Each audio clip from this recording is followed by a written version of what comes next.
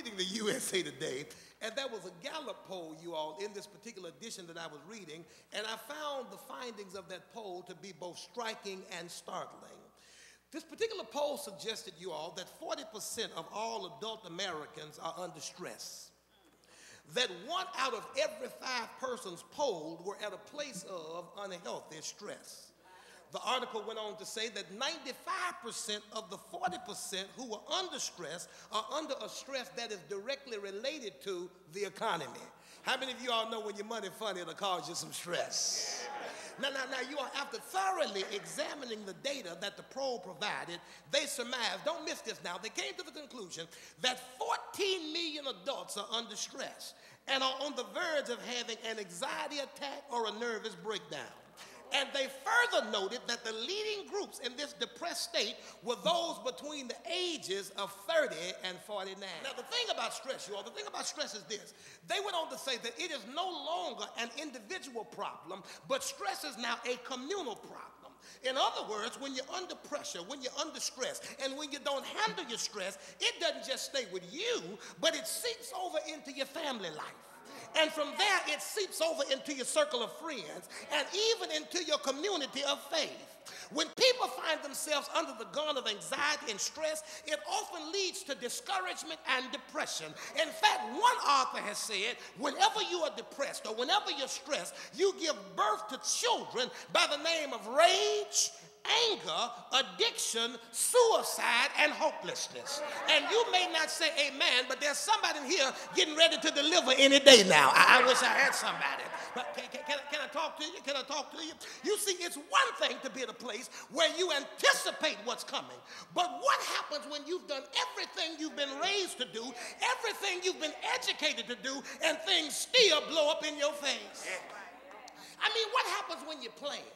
You budget, you save, you invest, and out of nowhere it's all gone.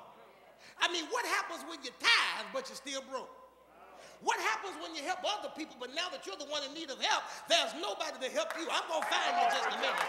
I mean, what happens when you go through all your mail, not some of your mail, you go through all your mail every day, and all you get are more reasons to be depressed by deadlines that you can't meet and cut off notices that you cannot change.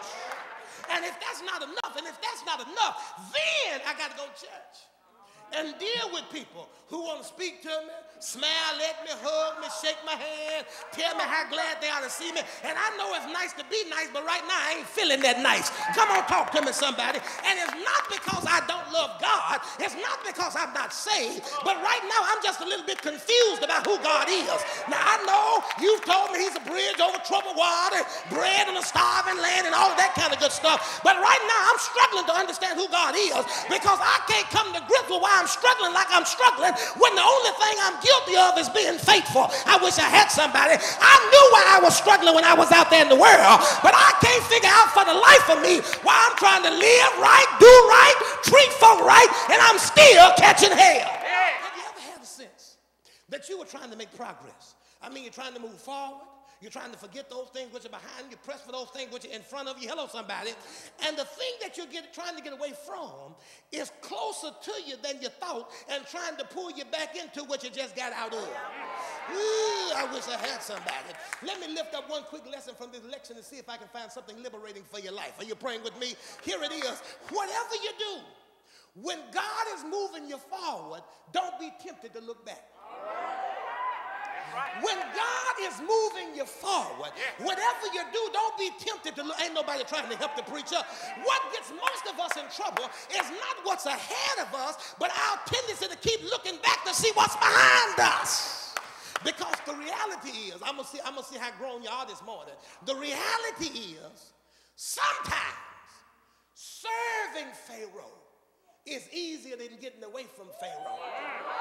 In my word study, I made a very interesting discovery, you all.